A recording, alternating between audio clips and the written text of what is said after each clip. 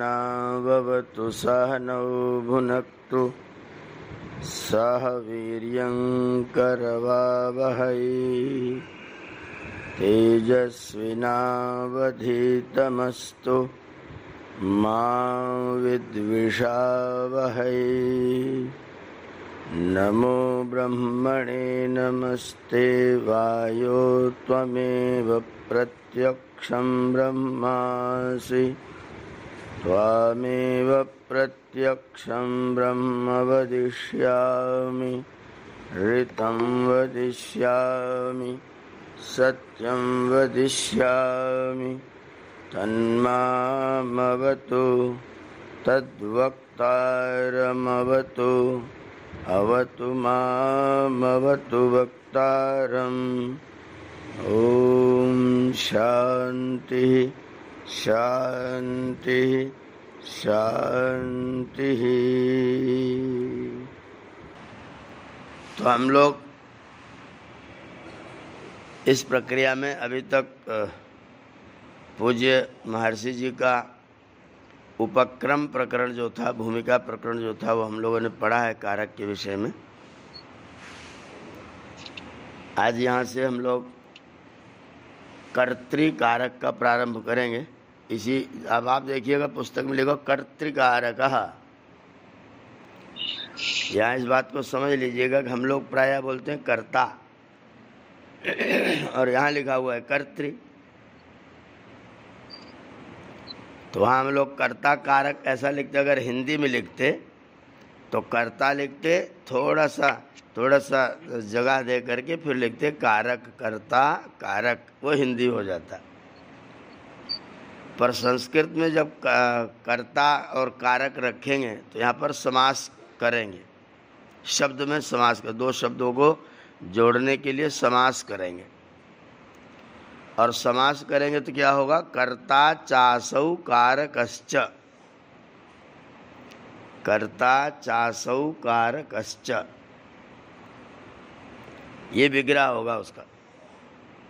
जो करता है वही कारक है, ये कर्मधारय समास का अर्थ है। प्रथमा समानाधिकरण माने दो प्रथमा विभक्ति में पढ़े हुए पद एक दूसरे के विशेषण और विशेष्य होवें। तो कारक यहाँ विशेष्य है और कर्ता जो है वो यहाँ पर विशेषण है। तो विशेषण और विशेष्य दोनों को समास के द्वारा मिलाया गया।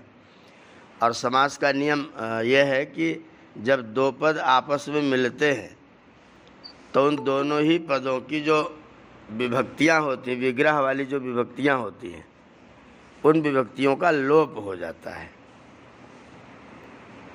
जब दो पद परस्पर समास करके मिलाते हैं तो समास की प्रक्रिया में जो विग्रह में विभक्तियाँ होती हैं, उन विभक्तियों का लोप हो जाता है। तो जो कर्ता शब्द है वो कर्तृ शब्द का प्रथमा विभक्ति का एक वचन का रूप है।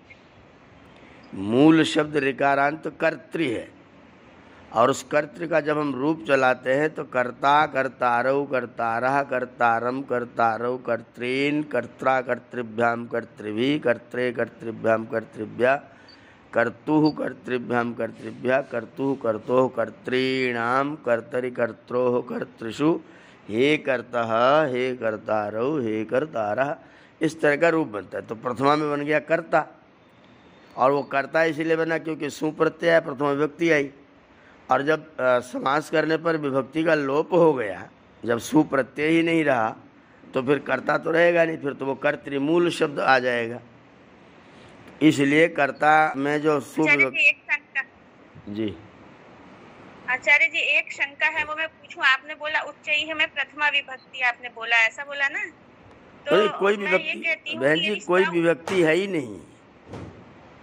अच्छा, उसमें कोई विभक्ति नहीं है। उच्चैः शब्द है, उच्चैः ऐस प्रत्यय ऐस। अच्छा, तो सा को विसर्ग हो गया, बस उच्चैः अव्यय है, उसमें कोई विभक्ति नहीं लगेगी। हाँ, जैसे उच्चैः वदति तो उच्चैः कर्ता तो नहीं माना जाएगा ना? नहीं, कुछ कर्ता वो तो अव्यय के रूप में है, न कर्ता माना जाएगा न कर्म माना जाएगा, वो केवल विशेषण पद है। अच्छा, हाँ धन्यवाद। वो कर्ता कर्म करण संप्रदान किसी कारक में नहीं आएगा। वो अव्यय पद है। अव्यय का मतलब जो किसी भी विभक्ति में नहीं है। तो कर्ता धन कारक और विभक्ति का लोप हुआ तो कर्तृधन कारक, और मिला दिया तो कर्तृकारक। अब जब शब्द बन जाएगा कर्तृकारक, तब फिर इससे सुप्रत्यय ला करके विसर्ग करेंगे और बनाएंगे कर्तृकारक। तो इसका अर्थ होगा कर्ता कारक। हिंदी में कर्ता कारक के विषय में कहा, यह शीर्षक है इसका, कर्ता कारक। अब इसके विषय में स्वामी चर्चा कर रहे हैं, और इसकी चर्चा में सबसे पहले अधिकार सूत्र कारके ला रहे हैं। ये सूत्र है कारके, ये अधिकार सूत्र है। यहाँ पर आपकी पुस्तक में भी 2 प्रकार के क्रम दिए होंगे। सूत्र के क्रम में सबसे पहला तो क्रम दिया 629 नंबर, और फिर कारके लेकर के दिया है 1 नंबर, और फिर अष्टाध्यायी में उसका क्रम दिया है 1, 4, 23 नंबर। तो ये जो 629 है, वो जो वेदांग प्रकाश स्वामी जी ने लिखा है, संधि विषय इत्यादि जो कारके से पहले पुस्तकें हो चुकी हैं, उन वेदांग प्रकाश में व्याख्यात सूत्रों के क्रम के अनुसार 629वें सूत्र की यहाँ व्याख्या हो रही है। तो ये जो 629 क्रम है वो वेदांग प्रकाश के क्रम से है, और जो पहला सूत्र पहला जो लिखा हुआ है ये कारकीय के क्रम से पहला सूत्र है, और अष्टाध्यायी का क्रम तो है ही 1, 4, 23 पर यह सूत्र अष्टाध्यायी में पढ़ा हुआ है। तो सूत्र के दोनों प्रकार के क्रम यहाँ पर चलेंगे, कारकीय का क्रम, वेदांग प्रकाश का क्रम और अष्टाध्यायी का क्रम। तो यहाँ कारके सूत्र है सप्तमी विभक्ति का एक वचन। इसका मतलब, और यहाँ पर कारके में विषय में सप्तमी है। जो पीछे हम लोग अधिकरण पढ़ के आए थे, 3 प्रकार का अधिकरण, तो उसमें एक अधिकरण व्यापक, दूसरा औपश्लेषिक और तीसरा वैषयिक। तो ये कारके में जो सप्तमी विभक्ति है वो सप्तमी विभक्ति विषय सप्तमी है, विषय में सप्तमी। तो कारके का मतलब है कारक विषय में।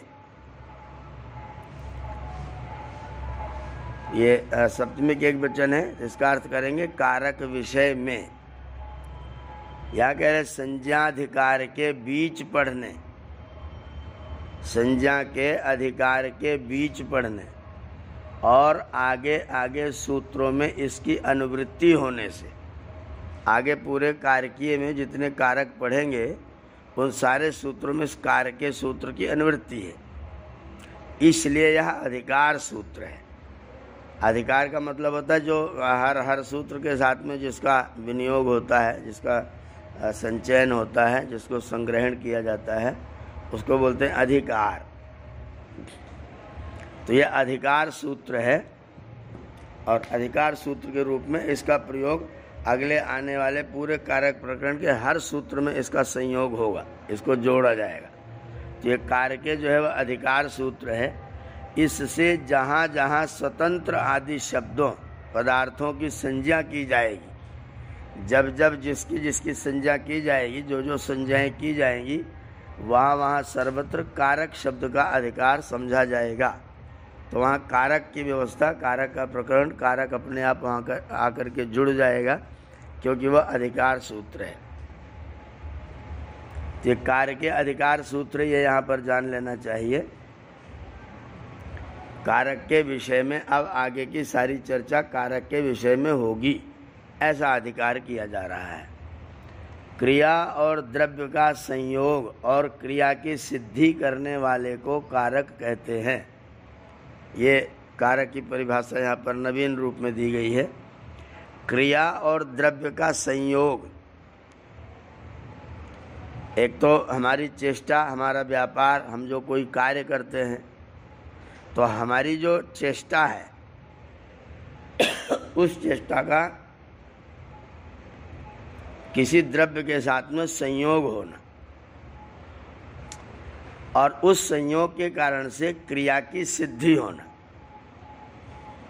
क्रिया की पूर्णता होना। सिद्धि यहाँ पर पूर्णता के अर्थ में है। तो किसी द्रव्य के साथ में किसी क्रिया का संयोग होना, जैसे मान लीजिए अहम हसामी, अहम हसामी, तो यहाँ पर हसामी जो क्रिया है उस क्रिया का कारक अहम के साथ में संबंध हो रहा है।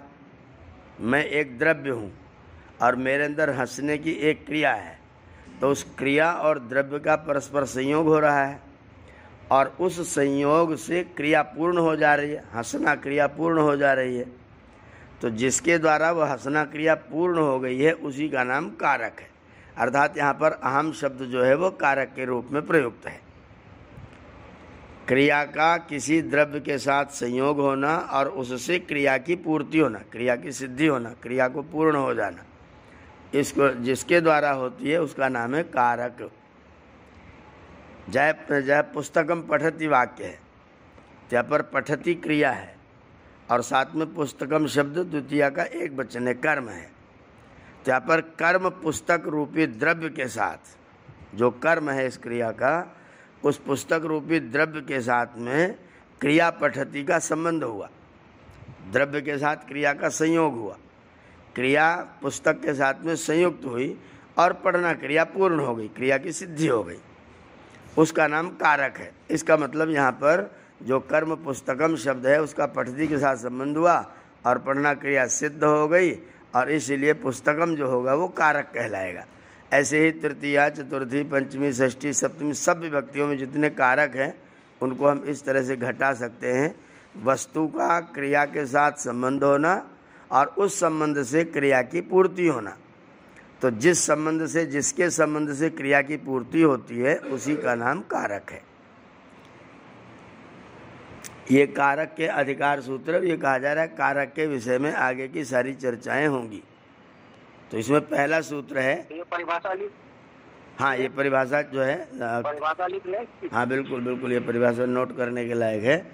क्रिया और द्रव्य का संयोग और क्रिया की सिद्धि करने वाले को कारक कहते हैं। कारक यानी संज्ञा हो गई एक तरह से, हैं? कारक का मतलब यहाँ संज्ञा हो गई। हाँ, कारक संज्ञा हो, बिल्कुल बिल्कुल, कारक संज्ञा हो गई। एक पुस्तकम है और अहम है, तो ये दोनों ही नाम या स्थान वस्तु के नाम को संज्ञा कहते हैं, अपन ये जानते हैं। हाँ, तो वो बिल्कुल बिल्कुल बिल्कुल कारक संज्ञा। ऐसी तृतीया में भी ला सकते हैं, लेखन्या लिखति, कलम से लिखता है, तो लिखति क्रिया का लेखनी के साथ में संबंध हो गया, तो लेखनी भी कारक हो गई। ऐसी बालकाय ददाति, तो ददाति का बालक के साथ में संबंध हो गया, तो बालक भी कारक हो गया। ग्रामादागच्छति, गांव से आता है, तो यहाँ पर आगच्छति क्रिया का गांव के साथ संबंध हो गया, तो गांव भी कारक हो गया। देवदत्तस्य पुत्रः अस्ति, देवदत्तस्य पुत्रः अस्ति, या देवदत्त का पुत्र है, तो अस्ति क्रिया का पुत्र के साथ संबंध हो गया और पुत्र का देवदत्त से संबंध हो गया, तो वो षष्ठी भी एक कारक हो गई। ऐसे ही प्रकोष्ठे तिष्ठति, आसने तिष्ठति, आसन पर बैठता है, तो आसन का तिष्ठति के साथ में संबंध हो गया। तो किसी भी कारक का, किसी भी जो प्रथमा द्वितीय तृतीया से कहे जाने वाले कारक है, उनका क्रिया के साथ में संबंध कर दीजिए और क्रिया की पूर्ति उनके द्वारा हो जाती है, इसलिए हम उनको कारक कहते हैं। यह उसकी व्यापक व्याख्या है। तो क्रिया और द्रव्य का संयोग करके क्रिया की सिद्धि करने वाले साधन को हम कारक कहते हैं। क्रिया और द्रव्य के संयोग से क्रिया की सिद्धि करने वाले साधन को कारक कहते हैं, ऐसी व्याख्या लिखिए। क्रिया और द्रव्य के संयोग से,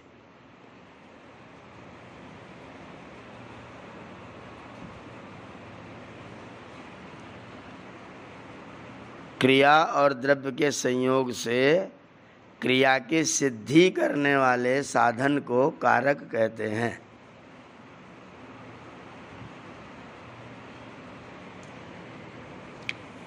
अब वो साधन कर्ता के रूप में, कर्म के रूप में, करण के रूप में, संप्रदान के रूप में, आधार अधिकरण के रूप में, किसी भी रूप में जुड़ सकता है।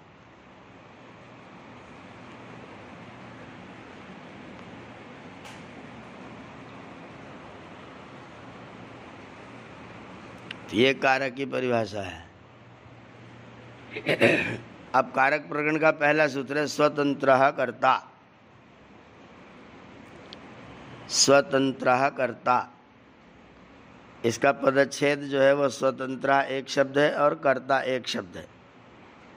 और अपनी कॉपी में नोट कर दीजिए स्वतंत्रः, इसके आगे लिख दीजिए एक एक। एक एक माने प्रथमा विभक्ति का एक वचन, और कर्ता में भी प्रथमा विभक्ति का एक वचन। स्वतंत्रः भी प्रथमा का एक वचन है और कर्ता भी प्रथमा का एक वचन है। अच्छा जी, ये कर्ता शब्द में अपन को ता है जी, कर्ता में ता जो है द्वित्व है, दो डबल है ना? हाँ जी, हाँ जी, दो रहेंगे। परंतु अधिकांश कर्ता में एक ही ता लिखते हैं। हाँ, वो लोग संस्कृत व्याकरण का प्रयोग नहीं करते, वहाँ चोर आभ्याम द्वय सूत्र है तो वहाँ द्वित्व रहना चाहिए। कर्ता कर्ता कर्ता कर्ता।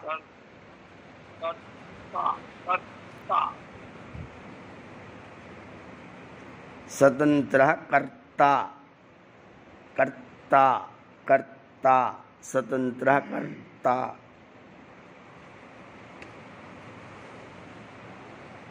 हलंत लिखे फिर पूरा ता लिखे। हाँ, एकता हलंत नहीं लिखते, या तो आधा ता लिख देते हैं या फिर उसको ऐसी खाली एक डंडी जोड़ देते तो भी डबल माना जाता है। चाहे तो आप आधा ता लिख सकते हैं, आधा ता बिना वो खड़ी डंडी लगाए खाली आधा ता, और फिर पूरा ता डंडी सहित, ऐसा भी लिख सकते हैं कर्ता। और इसमें स्वतंत्रः प्रथमा का एक वचन हुआ और कर्ता प्रथमा का एक वचन हुआ।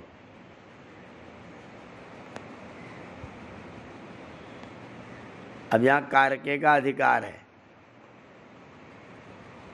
और कारक माने आपने समझ लिया द्रव्य और क्रिया का संयोग होने से क्रिया की सिद्धि करने वाला साधन।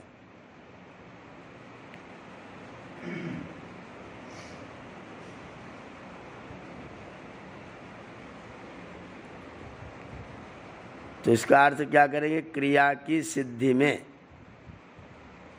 इसका अर्थ अपनी भाषा में लिखिए, क्रिया की सिद्धि में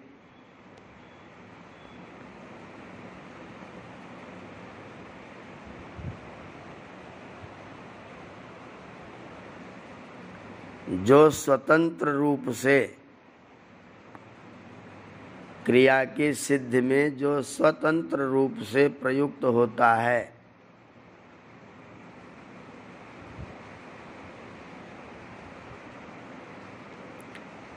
क्रिया की सिद्धि में जो स्वतंत्र रूप से प्रयुक्त होता है, उस कारक को कर्ता कारक कहते हैं, या उस कारक को कर्तृकारक कहते हैं। कर्ता कारक लिखिएगा तो अलग अलग लिखिएगा, कर्तृकारक लिखिएगा तो मिला के लिखिएगा। क्रिया की सिद्धि में जो स्वतंत्र रूप से प्रयुक्त होता है उसे कर्ता कारक अथवा कर्तृकारक कहते हैं।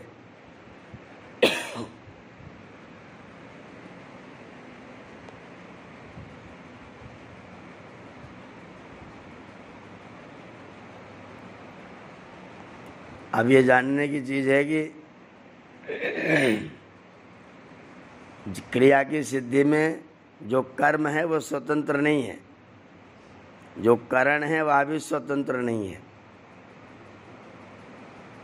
उपकरण कर्ता जिस करण को चाहेगा उसको प्रयोग करेगा, नहीं चाहेगा तो नहीं करेगा।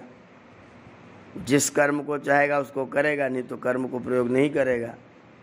लेकिन कर्ता स्वतंत्र है, क्रिया को करे न करे, कर्तुम अकर्तुम अन्यथा कर्तुम, कर भी सकता है, ना भी कर सकता है, उल्टा भी कर सकता है, विपरीत भी कर सकता है। तो जो किसी भी रूप में करे, चाहे उल्टा करे, चाहे सीधा करे, चाहे सही करे, चाहे गलत करे, लेकिन क्रिया की सिद्धि में जो स्वतंत्र रूप से विवक्षित है कहा जा रहा है, उसे हम लोग कर्ता कारक कहते हैं। वो कर्ता कहलाता है।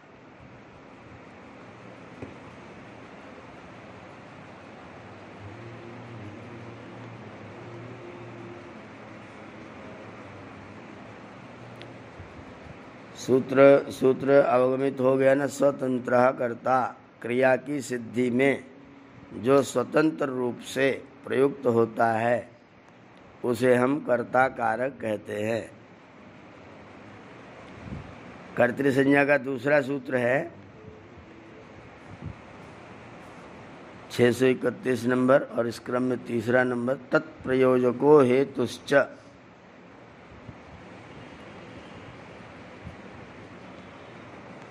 तत्प्रयोजको हेतुश्च। अच्छा जी, तंत्र क्या मतलब? जी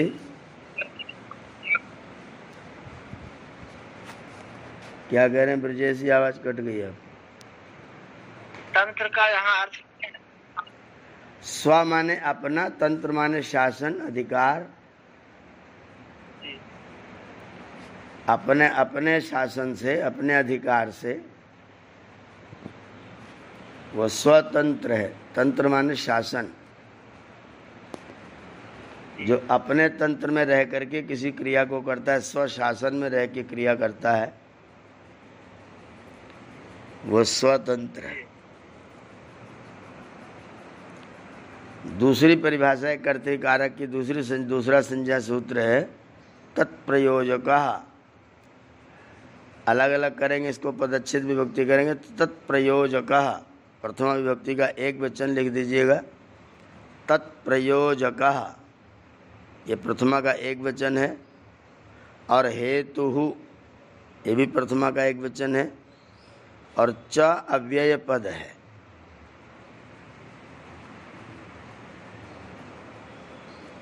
तत्प्रयोजकः, जो आगे ह है इसलिए प्रयोजकः में प्रयोजको हो गया है, विसर्ग को हसीचा से ऊ हो करके गुण हो गया है। तो जब विग्रह कर देंगे तो हो जाएगा तत्प्रयोजकः।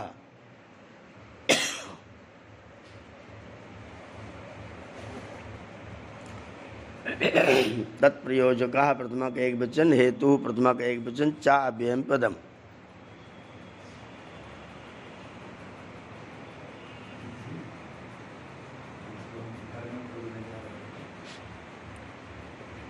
इसमें जो तत्प्रयोजकः शब्द है, नोट कर दिया ना, तत्प्रयोजकः एक एक, हेतु एक एक, च अव्यय पदम।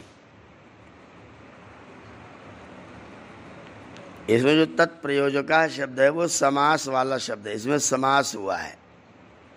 समास हुआ माने दो पदों को इसमें मिला के रखा गया है। एक इसमें शब्द है तत् और दूसरा है प्रयोजकः।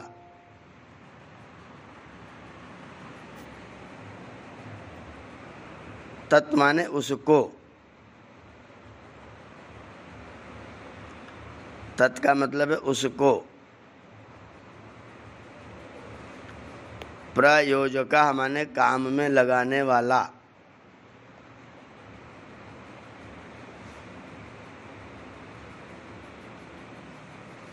तत् माने उसको,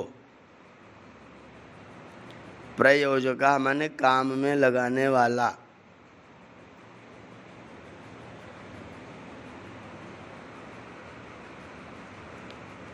अब यहाँ उसको जो कहा गया वो ऊपर वाला स्वतंत्र कर्ता का पूरा सूत्र यहाँ पर उसके साथ संबद्ध हो जाएगा। तत् माने उसको, उसको किसको? जो स्वतंत्र करता है उस कर्ता को।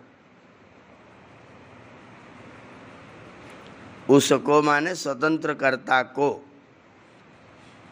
प्रयोजकः प्रयुक्त करने वाला, प्रयोग में लगाने वाला। स्वतंत्र कर्ता को प्रयोग में लगाने वाला।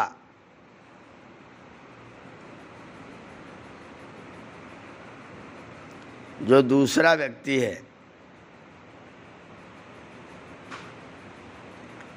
स्वतंत्र कर्ता को प्रयोग में लगाने वाला दूसरा व्यक्ति।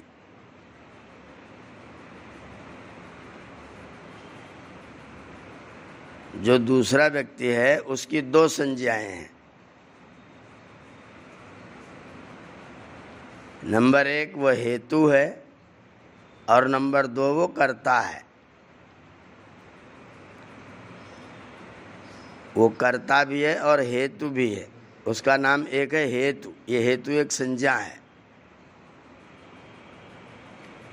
किसी स्वतंत्र कर्ता को क्रिया में लगाने वाले, काम में लगाने वाला जो दूसरा कर्ता है, वो कर्ता हेतु कर्ता कहा जाता है।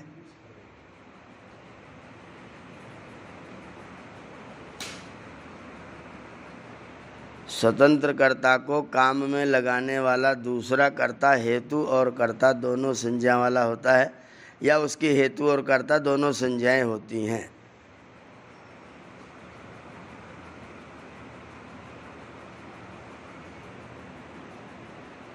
ये हेतु के सामने लिखना है, हैं? ये हेतु में लिखना है। नहीं, पूरे सूत्र का जब हम भाव लिख रहे हैं, जी। उस स्वतंत्र कर्ता को काम में लगाने वाला जो दूसरा व्यक्ति है, उस स्वतंत्र कर्ता को काम में लगाने वाला जो दूसरा व्यक्ति है, उसकी हेतु और कर्ता दो संज्ञाएं होती हैं।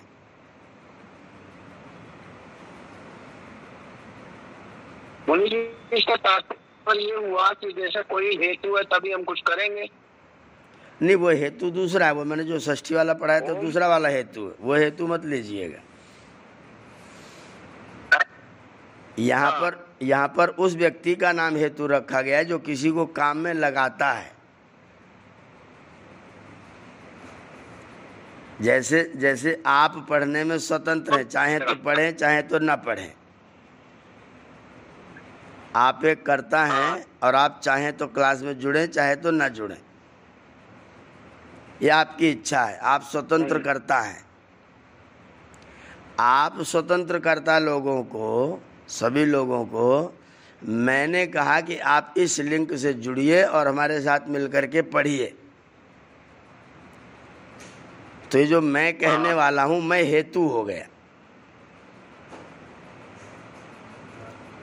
स्वतंत्र कर्ता को काम में लगाने वाला दूसरा व्यक्ति मैं हो गया और मैं हेतु हूं। आप लोग कर्ता हैं और मैं हेतु करता हूं। क्योंकि हम पढ़े या ना पढ़े। हाँ, आप स्वतंत्र करता हैं, आप चाहे तो न पढ़े। और मैं आपको कहने वाला हूं कि आप पढ़िए। तो मैं आपको कहने वाला जो मैं हूं, दूसरा जो करता हुआ, वो हेतु कर्ता कहलाएगा। तो आप हेतु भी है, कर्ता भी है। हाँ, मैं हेतु भी और कर्ता भी हूँ। मैं पढ़ाना क्रिया का करता हूँ और आप लोगों के लिए हेतु हूँ। पढ़ने वाला क्या है? पढ़ने वाला स्वतंत्र करता है। अच्छा, वो भी करता है। हाँ, पढ़ने वाला स्वतंत्र करता है, पढ़ाने वाला हेतु करता है। तो हेतु करता एक ही होना चाहिए ना, फिर हेतु अलग कर्ता अलग, ये तो होने वाली बात नहीं। एक व्यक्ति काम करता है, दूसरा व्यक्ति काम करवाता है, तो करवाने वाला भी तो करता है। तो करवाने वाला हेतु करता हो गया ना। हाँ, जो हो गया, जो करवाने वाला वह हेतु करता हो गया। परंतु आपने दो संज्ञा क्यों बताई? हेतु अलग बताई, नहीं, हेतु जो दो संज्ञाएं बताए, मतलब जो व्यक्ति है दूसरा, वो क्रिया का करता है। एक तो पढ़ने वाला, एक तो पढ़ने वाला स्वतंत्र करता हो गया, वो हो गया। दूसरा वाला हेतु करता हो गया। हाँ, जो पढ़ाने वाला वह हेतु करता हो गया। मतलब हेतु करता एक संज्ञा हो गई और स्वतंत्र करता दूसरी संज्ञा हो गई। हाँ, स्वतंत्र करता एक संज्ञा है, हेतु करता दूसरी संज्ञा है। यूं हुई बात। हाँ। अब हमने क्या लिखा? हेतु अलग लिख दिया, कर्ता अलग लिख दिया। हेतु करता एक ही साथ है। नहीं, जो दूसरा जो पढ़ाने वाला व्यक्ति है, वो पढ़ाना क्रिया के लिए वो भी तो स्वतंत्र करता है। मैं चाहूं तो पढ़ाऊं, ना पढ़ाऊं, मेरी मर्जी है। तो दो स्वतंत्र है। जो दोनों, मैं स्वतंत्र करता भी हूं, क्योंकि मैं चाहूं तो ना पढ़ाऊं, मेरी मर्जी भी तो है पढ़ाने ना पढ़ाने में। आवाज बीच जैसे आपने आवाज बीच बीच में कट रही है। हमने आपने परिभाषा किया कि जो क्रिया के करने में स्वतंत्र है वो स्वतंत्र कर्ता कहलाता है। जी जो क्रिया को करने में स्वतंत्र रूप से प्रयुक्त है वो कर्ता कहलाता है। ये तो संज्ञा किया हम लोगों ने। तो एक क्रिया है पढ़ना, एक क्रिया है पढ़ाना। हाँ समझ गया। एक क्रिया है पढ़ना, एक करता है। हाँ एक क्रिया पढ़ना, एक हेतु करता है। एक क्रिया पढ़ना हो गई, एक क्रिया पढ़ाना हो गई। जी पढ़ने में आप स्वतंत्र हैं, जी पढ़ाने में मैं स्वतंत्र हूँ। तो इस तरह से तो दोनों स्वतंत्र कर्ता के रूप में हो गए। लेकिन अगर पढ़ने वाला ना पढ़े तो पढ़ाने वाला किसको पढ़ाए? दीवार को पढ़ाए। पढ़ने वाला अगर ना पढ़े तो पढ़ाने वाला किसको पढ़ाएगा? अगर यजमान आपको नहीं बुलाएगा तो आप यज्ञ किसको कराएंगे? तो जो बुलाने पर प्रयुक्त होता है वो किसी हेतु से बुलाया गया ना वो, इसलिए वो यज्ञ करने कराने में स्वतंत्र होता हुआ भी किसी हेतु से उसको लगाया जा रहा है, इसलिए उसका नाम हेतु करता है। तो स्वतंत्र होते हुए भी वो हेतु है। आप न पढ़े तो मेरी तो क्लास ही भंग हो जाएगी। स्वतंत्र करता हैं? यजमान जो है स्वतंत्र करता है। हाँ और हवन का यज्ञ कराने वाला वो है हेतु करता है। हाँ, पुरोहित हेतु करता है। हाँ तो संज्ञा हो गई इसकी, हेतु करता स्वतंत्र करता। हाँ हाँ जी जी, हेतु करता और स्वतंत्र करता। ठीक। तो एक स्वतंत्र जो क्रिया करेगा स्वतंत्र करता, जो क्रिया जैसे ईश्वर हेतु करता है जी। और जीवात्मा सब जो है वो स्वतंत्र करता है। बिल्कुल करे तो करे, नहीं करे तो नहीं करे। परमात्मा प्रेरणा तो कर रहा है। हाँ, ईश्वर प्रेरणा करेगा पर आप स्वतंत्र करता है। ईश्वर की न मानो, अपनी करो। वो फल भोगने के लिए तैयार हो। नहीं करेंगे, अगर उसका कहा नहीं करेंगे। जैसे मैं कहूँ व्याकरण पढ़ो, आप नहीं पढ़ेंगे तो आप स्वतंत्र न पढ़ो भाई, लेकिन जो ज्ञान है उससे वंचित हो जाएंगे। जो शिक्षा प्राप्त हो, जो ज्ञान प्राप्त हो सकता था वो बाधित हो जाएगा।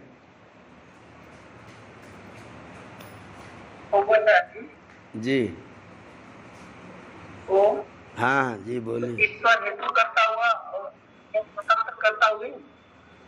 स्वतंत्र करता हम लोग हैं। ईश्वर हेतु करता, ईश्वर हेतु करता है। वो हमें क्रिया में प्रवृत्त करता है, क्रिया में लगाता है। क्रिया में लगने के लिए हमको शरीर देता है, अंतःकरण देता है। अंतःकरण और शरीर से आपको क्रिया में संयुक्त करता है और उसके बाद भी आपको संदेश देता रहता है, ऐसा करो, ऐसा ना करो, ऐसा करो, ऐसा ना करो। लेकिन हम स्वतंत्र करता है, इसलिए अपनी मर्जी से कर लेते, ईश्वर की बात नहीं मानते। लेकिन प्रमुखता किसको देंगे? हैं? प्रमुखता किसको देंगे? प्रधानता प्रमुखताओं में। प्रमुखता तो जो स्वतंत्र रूप से प्रवृत्त स्वतंत्र करता ही प्रमुख है भाई, क्योंकि स्वतंत्र करता ना चाहे तो हेतु के करने से भी नहीं होगा। यजमान ही प्रमुख है। हाँ, यजमान ही प्रमुख। तो पंडित जी संविदा सामग्री लिए घूमते ही रहेंगे।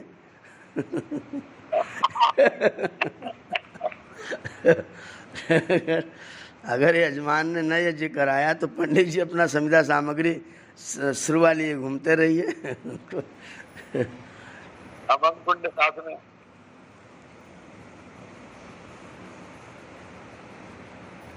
तो इसलिए यजमान स्वतंत्र करता है, वही प्रमुख करता है। हम लोग तो हेतु करता है, कोई निमित्त आता है तो कर्ता बन जाते, नहीं तो नहीं बनते। कोई यजमान मिल गया तो हम कर्ता याजक हो गए, हम ये जो कराने वाले हो गए। कोई कराए ना तो हम क्या कराएंगे। हमने लिख दिया आचार्य, स्वतंत्र कर्ता को प्रयोग में लगाने वाला व्यक्ति हेतु कर्ता होता है। बस बिल्कुल ठीक, बिल्कुल ठीक, सही परिभाषा है, ठीक परिभाषा है। तो कर्ता दो प्रकार के हो गए, एक तो स्वतंत्र कर्ता, दूसरा हेतु कर्ता। ईश्वर और जीव लगा सकते हैं, अध्यापक और उपदेशक, अध्यापक और विद्यार्थी लगा सकते हैं, उपदेशक और श्रोता लगा सकते हैं, वक्ता और श्रोता लगा सकते हैं। वो जिसको चाहें उसको, जो उस क्रिया में किसी को प्रेरित करने वाला है वो हेतु करता है। जो करेगा व्यक्ति, मैंने कहा शृणो तू, यजमान ने कहा नहीं सुनूंगा, तो बात खत्म हो गई। अगर यजमान ने कहा, मैंने कहा शृणो तू, उसने कहा शृणोमि श्रावयतु, मैं सुन रहा हूं आप सुनाइए, तो आप हेतु कर्ता बन जाइए और बैठ करके उसको सुनाना शुरू कर दीजिए। तो स्वतंत्र करता है सुनना क्रिया का, और मैं हेतु करता हूँ उस सुनना क्रिया का, मैं हेतु करता हूँ, और सुनाना क्रिया का मैं भी स्वतंत्र करता हूँ। मैं भी चाहूँ तो न सुनाऊँ, मेरी भी मर्जी है। सुनाना क्रिया का मैं स्वतंत्र करता हूँ, और सुनना क्रिया के आप स्वतंत्र करता हैं, और मैं हेतु करता हूँ। ये चीज अच्छी तरह समझ लेंगे, स्वतंत्र करता और हेतु करता। मैंने कहा पढ़िए, आपने कहा पढ़ाइए। आप जब पढ़ने को तैयार हो गए तो मैं पढ़ाने लग गया। जी जी, मांगो उसी से जो दे दे खुशी से। हाँ ठीक है, जो अनुमति प्रदान कर दे वो ठीक है, ना अनुमति प्रदान करे तो हमारी याचना निष्फल हो जाएगी। तो दोनों आचार्य कर्ता एक दूसरे के पूरक हुए। हैं? दोनों कर्ता आचार्य एक दूसरे के पूरक हुए। हाँ बिल्कुल बिल्कुल, दोनों एक दूसरे के पूरक तो हैं, दोनों एक दूसरे के पूरक हैं, इसमें कोई दो राय नहीं। एक क्रिया करेगा दूसरा कराएगा, दूसरा उसमें सहयोगी बन जाएगा, तभी तो क्रिया होगी। तो स्वतंत्र कर्ता और हेतु कर्ता दोनों एक दूसरे के पूरक हैं, एक दूसरे के सहयोगी हैं। ये दो सूत्रों से कर्ता संज्ञा कर दिया, एक स्वतंत्र कर्ता, एक हेतु संज्ञा, दोनों संज्ञाएं कर दी गई। अब इस कर्ता को कहने के लिए, जो स्वतंत्र कर्ता और हेतु कर्ता, इस कर्ता को कहने के लिए जब वाक्य बनाएंगे तो विभक्ति कौन सी होगी, इसके लिए अगला सूत्र है प्रातिपदिकार्थ लिंग परिमाण वचन मात्रे प्रथमा। प्रातिपदिकार्थ लिंग परिमाण वचन मात्रे प्रथमा।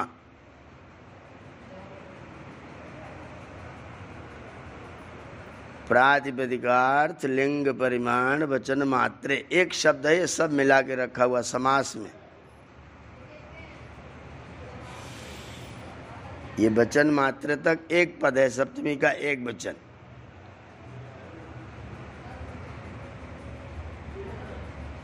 और प्रथमा विभक्ति, प्रथमा जो शब्द है वो विभक्ति का वाचक है, वो भी एक वचन है, प्रथमा भी एक वचन।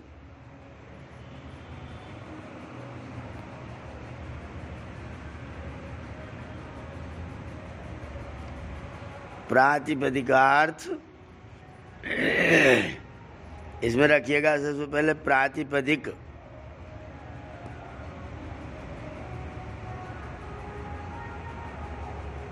हेडिंग डाल दे प्रातिपदिक। हाँ प्रातिपदिक।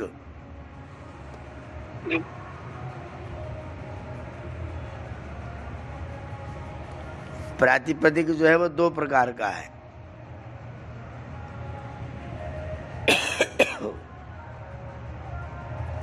प्रातिपदिक दो प्रकार का है।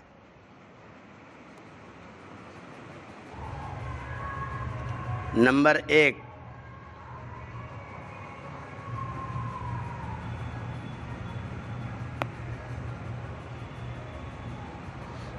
प्रातिपदिक नंबर 1, उसको लिखिएगा परिभाषा में, अर्थवान शब्द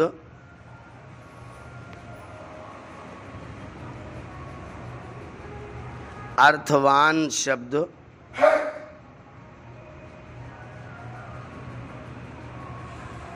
जिसके प्रकृति प्रत्यय को अलग अलग न किया गया हो, ऐसा अर्थवान शब्द जिसके प्रकृति प्रत्यय को अलग अलग न किया गया हो।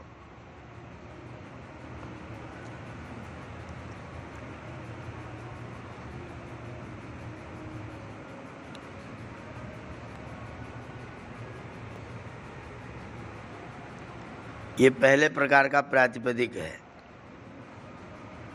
इसका क्या तात्पर्य हुआ मुनि जी, प्रकृति प्रत्यय अलग न किया हो? मतलब जो शब्द सीधा हमने कहीं से सुना, जिसमें कोई धातु प्रत्यय हम नहीं जानते, हमें उसका धातु प्रत्यय अलग अलग हमें पता नहीं है, बस वो शब्द हम परंपरा से सुनते आए और उसका प्रयोग कर रहे हैं।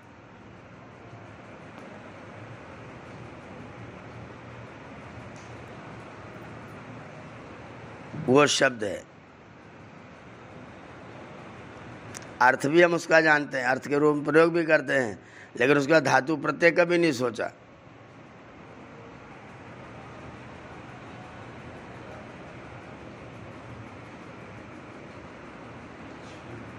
प्रातिपदिक नंबर 2, दूसरे प्रकार का प्रातिपदिक,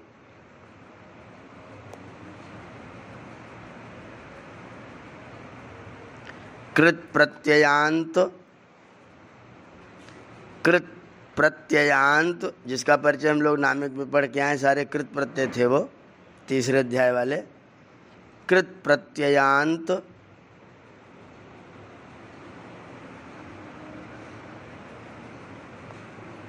कौमा तद्धित प्रत्ययांत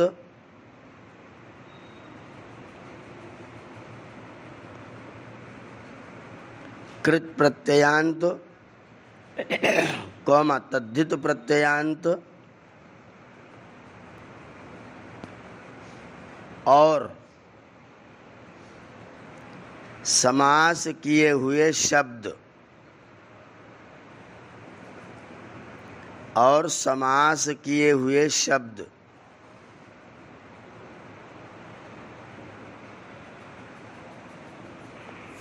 भगवान कुछ कह रहे हैं जी।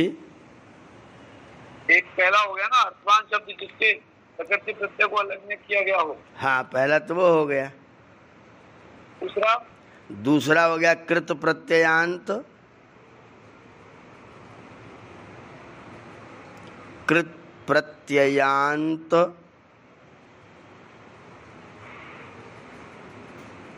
कौमा तद्धित प्रत्ययांत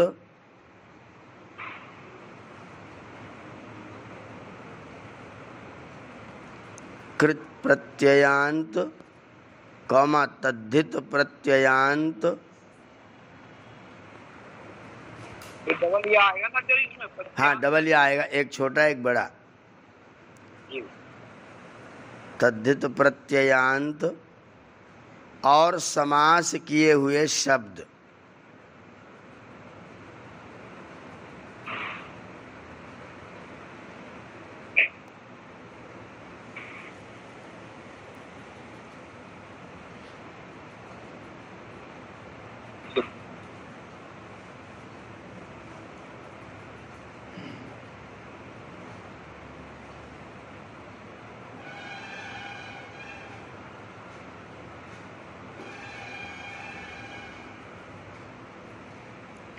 तो ये दो प्रकार के हो गए प्रातिपदिक।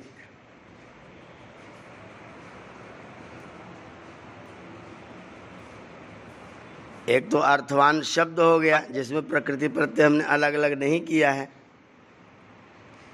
और दूसरा शब्द भी अर्थवान है लेकिन उसमें हमने प्रकृति प्रत्यय को अलग अलग कर लिया है। तो उसमें धातु अलग हो गया, प्रत्यय अलग हो गया, धातु और प्रत्यय जोड़ के एक शब्द बन गया। ऐसे तद्धित में एक शब्द और एक प्रत्यय जोड़ के एक तद्धितांत शब्द बन गया, और दूसरा दो शब्द जोड़ के हमने समास कर दिया।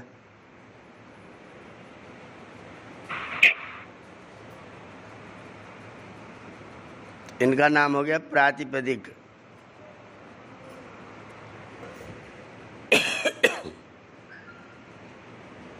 उस प्रातिपदिक का जो अर्थ है,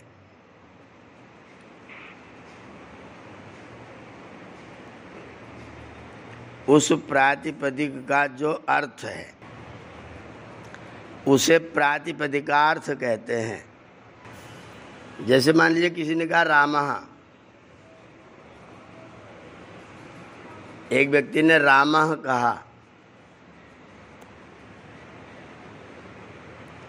तो आप उस शब्द को राम सुनने पर क्या समझते हैं?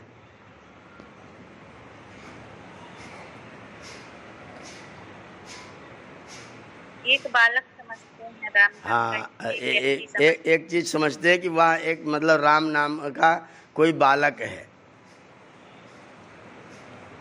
और वह बालक पुरुष है, पुल्लिंग में है, और वह बालक एक है।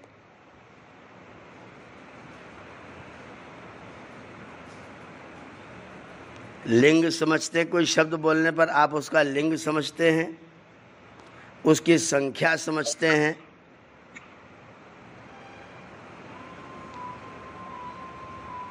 और उसका कारक समझते हैं।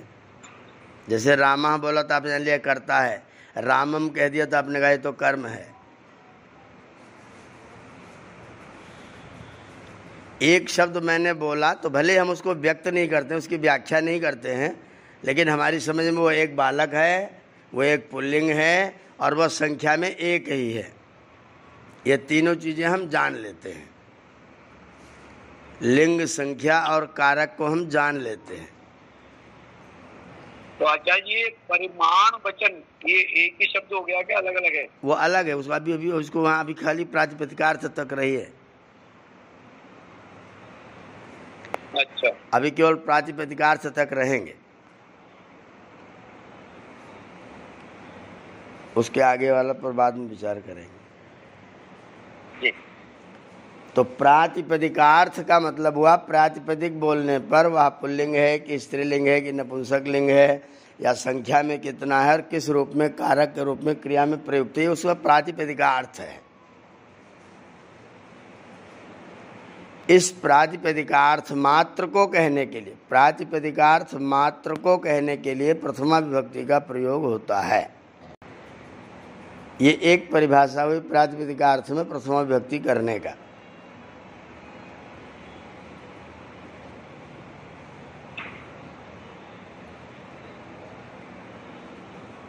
आचार्य जी ये लिंग, संख्या और वचन, संख्या और वचन में क्या फर्क है? संख्या माने गिनती, कितने हैं? वो 1 2 3 है। हाँ, एक वचन, द्विवचन, बहुवचन। हाँ, वो तो संख्या हो गई। और वचन तो और लिंग का मतलब पुल्लिंग, स्त्रीलिंग, नपुंसक लिंग हो गया जी। वचन वचन 1 2 3 हो गए। मतलब एक वचन, द्विवचन वो अलग है मतलब। हाँ, अभी तो हमने केवल प्रथमा विभक्ति का प्रयोग किया, इसमें प्रथमा विभक्ति होती है। अगर वो एक होगा तो एक वचन करेंगे, 2 होगा तो द्विवचन करेंगे, 3 होगा तो 3 वचन करेंगे, बहुवचन करेंगे। तो आचार्य जी परिमाण ही हो गया ना वो तो। हाँ, संख्या और वचन एक ही बात हुई, ये बता। लिंग, संख्या और कारक, मैंने कहा कारक। अच्छा, कारक। लिंग, संख्या और वचन नहीं, लिंग, संख्या और कारक। हाँ, ठीक है। एक शब्द सामान्य रूप में बोलने पर हम लोग ये 3 चीज़ें उसमें जान लेते हैं कि पुल्लिंग है, एक कोई व्यक्ति है, और वो क्रिया में किस रूप में प्रयुक्त है। इतना हमको पता चल जाता है एक शब्द बोलने पर। तो उस अर्थ मात्र को, इतने अर्थ मात्र, लिंग संख्या और कारक, इस अर्थ मात्र को कहने के लिए किसी शब्द से हम प्रथमा विभक्ति का प्रयोग करते हैं। इतने अर्थ को समझ लीजिए, फिर उसके बाद आगे वाले प्रकरण में फिर आगे प्रवेश करेंगे। तो ये सब प्रातिपदिक में निहित है। वह शब्द प्रातिपदिक तो हैं ही। अगर कोई व्यक्ति कोई शब्द बोलता है तो आप उसका अर्थ क्या ग्रहण करते हैं? जैसे किसी ने कहा कौआ, अब कौआ बोलने पर आप क्या जान लेते हैं? अपने आप जान लेते हैं कि ये पुल्लिंग है। पुल्लिंग का पता चल गया, कौआ बैठा है तो लिंग का पता चल गया। और कौआ है तो एक है कि दो है ये पता चल गया। और कौआ है कहने पर आपने जान लिया कि यह कौआ अस्ति क्रिया का करता है। काका अस्ति, कौआ है, कौआ बैठा है। तो तीन चीजें शब्द बोलते ही आपको उसकी जो सत्ता है, उसकी जो उपस्थिति है, उस शब्द का जो होना है, वो आपको पता चल जाता है। उसको कहने के लिए आप सबसे पहले प्रथमा विभक्ति का प्रयोग करते हैं।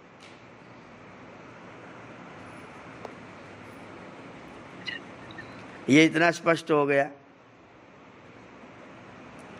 अभी देखिए इन्होंने अगला शब्द रखा लिंग।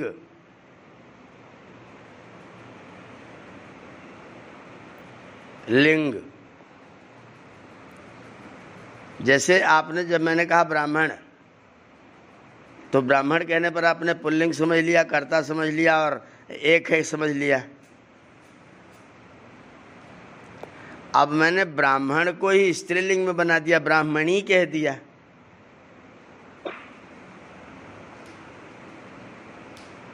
हो गया। तो अगर जो सामान्य रूप से जो प्रसिद्ध शब्द ब्राह्मण कहने पर आपको पता चला था कि ये पुल्लिंग है, अब मैंने ब्राह्मण शब्द में थोड़ा सा कुछ जोड़ करके उसको ब्राह्मणी बना दिया, तो प्रातिपदिकार्थ के कारण तो वो पुरुष हो गया था। आपने पुल्लिंग में प्रथमा विभक्ति कर दिया, लेकिन वही शब्द स्त्रीलिंग में ब्राह्मणी इस रूप में प्रयुक्त हो रहा है, तो उसमें प्रथमा करें कि न करें? हाँ, तब इन्होंने कह दिया कि लिंग, अगर उसी शब्द में कोई लिंग दूसरा हो रहा है तो उस लिंग को कहने के लिए भी प्रथमा विभक्ति होती है।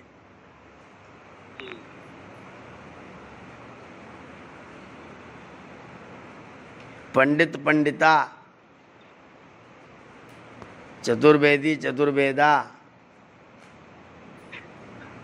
शब्द वही है, केवल स्त्री प्रत्यय अलग से बदल गया। अच्छा जी, यहाँ पर 1 2 3 ये कारक कहेंगे, वचन कहेंगे? 1 2 3 तो वचन है, कारक नहीं है। तो आपने इसका संख्या और कारक मात्र को कहने का के लिए प्रथमा होता है। नहीं, आप पूरे सूत्र में क्यों जा रहे हैं? तो उनका अर्थ नहीं बैठ रहा, इसलिए पूरे सूत्र में जाना पड़ेगा। आप अभी केवल प्रातिपदिकार्थ को समझ लीजिए, फिर आगे मैंने कहा था कि प्रातिपदिकार्थ को अच्छी तरह समझ लीजिए, लिंग परिमाण वचन में मत घुसिए, उसको बाद में देखिएगा।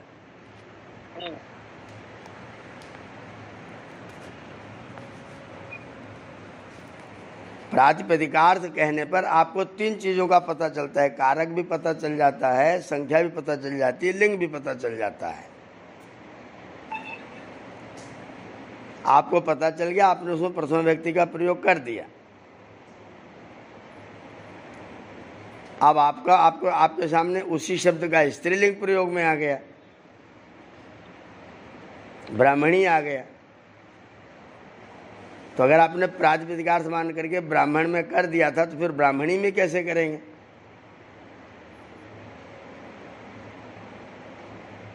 इसके लिए इन्होंने सूत्र में लिंग का प्रयोग किया। प्रातिपदिकार्थ भी कहे, प्रातिपदिकार्थ तो कहता ही रहे, लेकिन उसी के साथ में लिंग परिवर्तन होने पर भी प्रथमा हो जाए।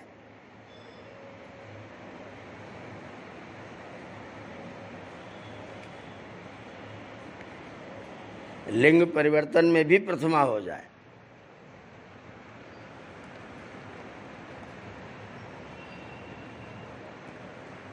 फिर दूसरा शब्द लाए, परिमाण परिवर्तन में भी प्रथमा हो जाए। परिमाण माने नाप तौल।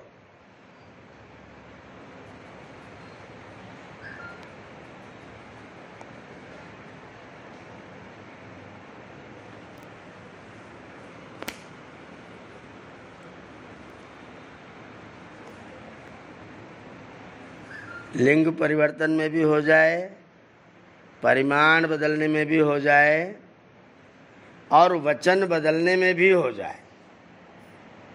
वचन का मतलब एक हो तो भी हो जाए, दो हो तो भी हो जाए, बहुत हो तो भी हो जाए। सामान्य में बोलने पर तो एक का पता चल गया था, लेकिन जब द्विवचन बहुवचन में आएगा तब क्या होगा? तो इनको सूत्र की लंबी व्याख्या करनी पड़ी कि वचन बदलने पर भी दो हो जाए, तीन हो जाए, अनेक हो जाए, असंख्य हो जाए, तो भी प्रथमा विभक्ति होती है।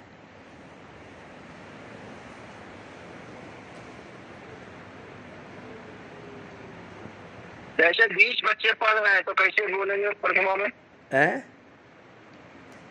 20 बच्चे पढ़ रहे हैं। अब विंशति छात्राः पठन्ति, विंशति छात्राः प्रथमा का बहुवचन प्रयोग करेंगे। अच्छा, प्रथमा विभक्ति के बहुवचन प्रयोग करेंगे। विंशति छात्राः पठन्ति, शतम छात्राः पठन्ति। प्रथमा विभक्ति हो और लिंग कोई भी हो। हाँ, इसीलिए लिंग और परिमाण और वचन जो तीनों शब्द पाणिनि जी ने अलग से कहे, ये इसीलिए कहे क्योंकि जो शब्द है वो उसी लिंग में निर्धारित नहीं रहता, स्त्रीलिंग पुल्लिंग में भी बदलता है। आपने एक शब्द का एक लिंग जान लिया, उसी में प्रथमा करेंगे, ऐसा मत करना। लिंग मात्र में होता है, परिमाण मात्र में होता है, वचन मात्र में होता है। वचन मात्र मतलब एक ही वचन में नहीं, द्विवचन बहुवचन में भी होता है। परिमाण माने 1 किलो 2 किलो में नहीं, कुंटल 2 कुंटल में भी होता है। और लिंग का मतलब केवल पुल्लिंग में ही नहीं, स्त्रीलिंग नपुंसकलिंग में भी होता है।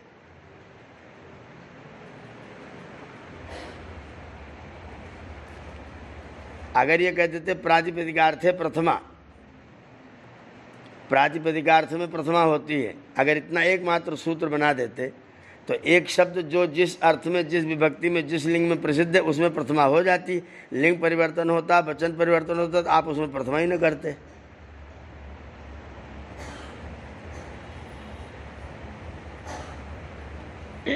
कई ऐसे शब्द जो तीनों लिंगों में हैं, तटः, तटी, तटम। तटः पुल्लिंग हो गया, तटी स्त्रीलिंग हो गया, तटम नपुंसकलिंग हो गया।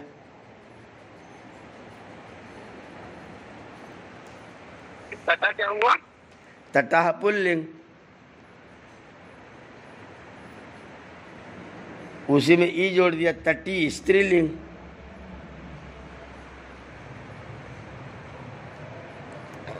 फिर अम जोड़ दिया, तटम नपुंसकलिंग।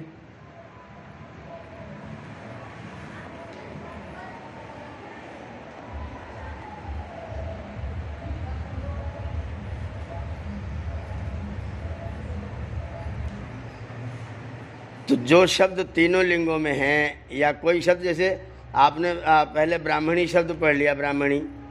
अब ब्राह्मणी तो बना हुआ शब्द है, पहले ब्राह्मण शब्द था, ब्राह्मण पुल्लिंग में था प्रसिद्ध। रामा आपने पढ़ा, राम जानते हैं सबको, राम सब प्रसिद्ध है राम पुल्लिंग में। लेकिन जब उसी में आप प्रत्यय करके मैंने रामा बना दिया तो तब प्रथमा कैसे करेंगे? तो फिर उन्होंने कहा कि लिंग मात्र में होता है। शब्द का जो अपना अर्थ है वो तो है ही। शब्द का मतलब, पहला शब्द का अर्थ है सत्ता, प्रेजेंस, उपस्थिति। उसके साथ में लिंग परिमाण वचन बदलने पर भी यदि वो कर्ता के रूप में प्रयुक्त हैं तो प्रथमा विभक्ति होती है, चाहे जितने हो जाएं, चाहे जय किलो हो जाएं, चाहे जिस लिंग के हो जाएं।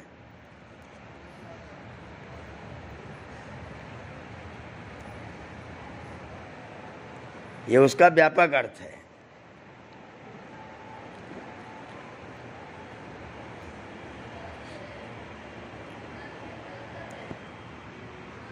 प्रातिपदिक के अपने अर्थ और लिंग, परिमाण और वचन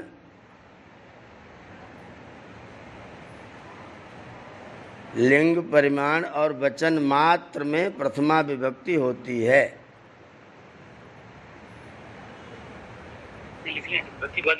हाँ, यह प्रातिपदिक के अपने अर्थ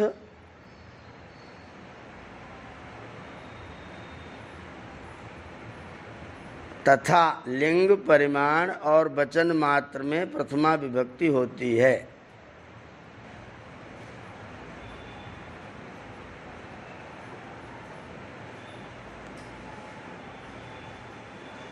प्रातिपदिक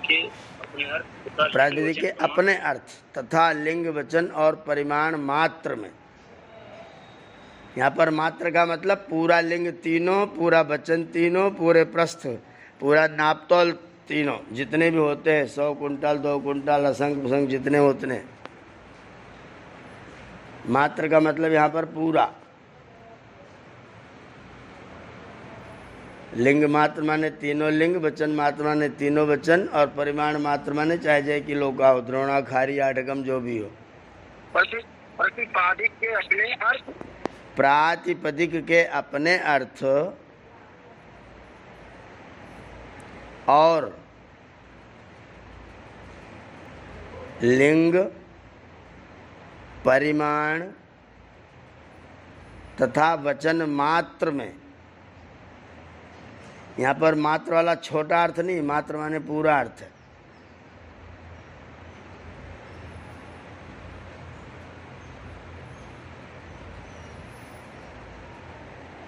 मात्र में प्रथमा विभक्ति होती है।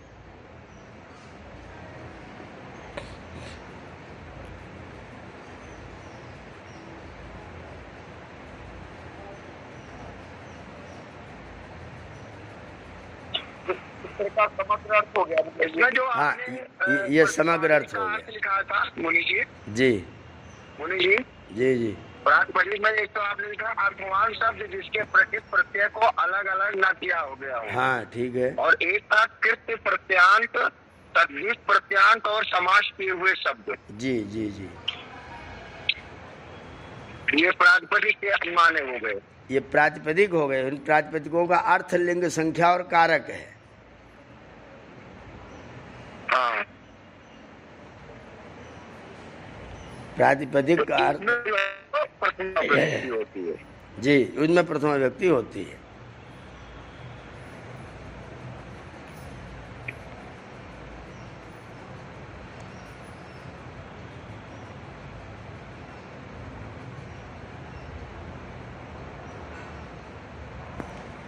समय हो गया। हाँ बस ठीक है, यहाँ विश्राम करें। इस सूत्र को भी कल भी समझेंगे। ये सूत्र बड़ा विशिष्ट है, इसको समझने में पूरी बुद्धि लगानी पड़ती है। ओम द्यौः शांतिरंतरिक्षं शांति पृथ्वी शांतिरापः शांतिरोषधयः शांति वनस्पतयः शांतिर्विश्वे देवाः शांतिर्ब्रह्म शांतिः सर्वं शांतिः शांतिरेव शांतिः सामा शांतिरेधि। ओम शांति शांति शांति।